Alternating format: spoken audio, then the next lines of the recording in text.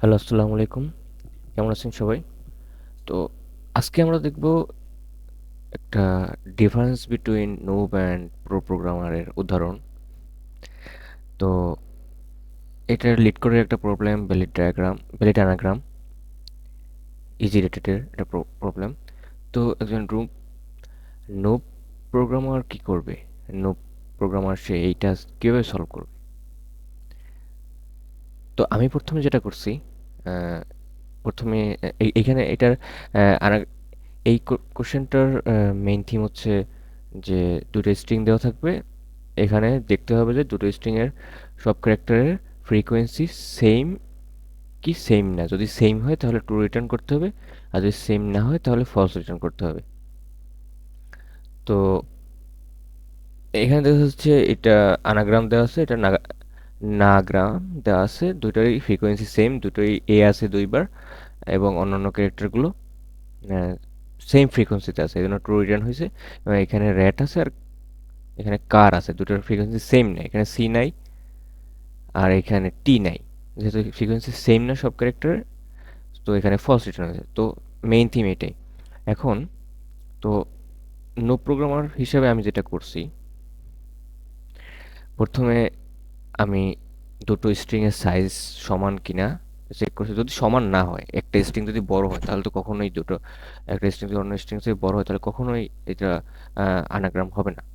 তো আমি প্রথমে দুটো সাইজ চেক করি, যদি সাইজ সমান না হয় তাহলে সাথে সাথে রিটার্ন ফলস করে দিছি। এবং এবং এখানে তারপরে আমি একটা ভেরিয়েবল নিছি, বুলিয়ান ডেটা টাইপের, যেটা আর কি ট্রু হিসেবে আমি প্রথমে ডিক্লেয়ার করছি। এরপরে আমি দুটো ভেরিয়েবলকে, দুটো স্ট্রিংকে শর্ট করছি শর্ট ফাংশন দিয়ে, string dot begin, string dot end, এই এই এসটিএল ব্যবহার করে। তারপরে আমি একটি লুপ চালাইছি, ফর লুপ, যেটা স্ট্রিং এর শুরু ইন্ডেক্স থেকে শেষে একেবারে সাইজের আগের ইন্ডেক্স পর্যন্ত যাবে। এবং প্রত্যেকবার আমি চেক করছি যে দুটো স্ট্রিং চেক করে যদি স্ট্রিং এর ওই ক্যারেক্টারটা আর প্রথম স্ট্রিং এর ক্যারেক্টারটার সাথে পরের স্ট্রিং এর ক্যারেক্টার যদি মিল না হয় তাহলে ফলস রিটার্ন করবে এবং ব্রেক করে দেবে সাথে সাথে। আর যদি যদি সমান হয় তাহলে লুপটা চলতে থাকবে। তো এরপর আমি আর কি আহ, যদি ফলস রিটার্ন হয় এখান থেকে, তাহলে এই ভেরিয়েবলটা ফলস হয়ে যাবে এবং এখানে আমি রিটার্ন ফলস করে দেব চেক করে। এবং যদি ফলস না হয়, যদি পুরো লুপটা চলে, তাহলে আর কি এটা ভ্যালিড অ্যানাগ্রাম হলো, তাহলে রিটার্ন ট্রু করে দেব, এই আর কি। আর যদি এখানে সাইজ সমান না হয় তাহলে প্রথমেই রিটার্ন ফলস হয়ে যাবে। তো এইগুলো আর রানই করবে না কোডগুলো।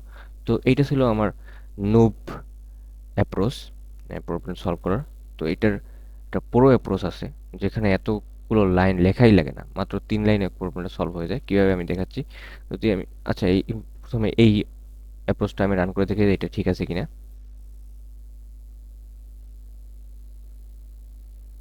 দেখতে পাচ্ছি এটা ঠিক আছে, দুটো টেস্ট কেসে পাস করছে এবং এটা সাবমিট দিলে অ্যাকসেপ্টেড হবে। অলরেডি আমার সলভ করা আছে এই অ্যাপ্রোচে। তো আমি যদি দেখি এটা যদি আমি উম, পুরো অ্যাপ্রোচ সলভ করি তাহলে কি হবে, কিভাবে হবে। তো আমি প্রথমে কোডটা লিখে নিই। শুধুমাত্র শুধুমাত্র আমার 3টা লাইন লিখলেই এই প্রবলেমটা সলভ হয়ে যাবে। কিভাবে আমি দেখাচ্ছি। তো আমি প্রথমে স্ট্রিং দুটো শর্ট করে নিলাম এবং শর্ট করে নেওয়ার পরে এখন আমি ডিরেক্ট রিটার্ন করে দেব।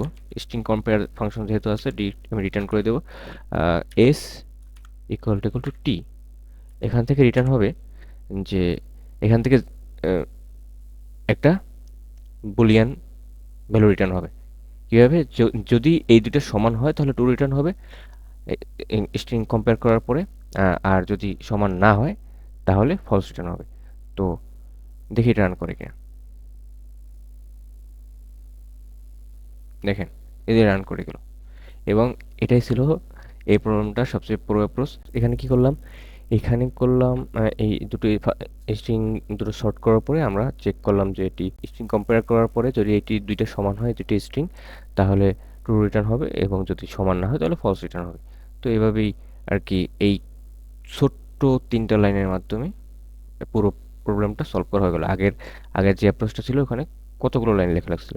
তো এটাই হলো নোভার প্রো প্রোগ্রামের মধ্যে পার্থক্য। অ্যান্ড ধন্যবাদ ভিডিওটি দেখার জন্য। ধন্যবাদ সবাইকে, ভালো থাকবেন।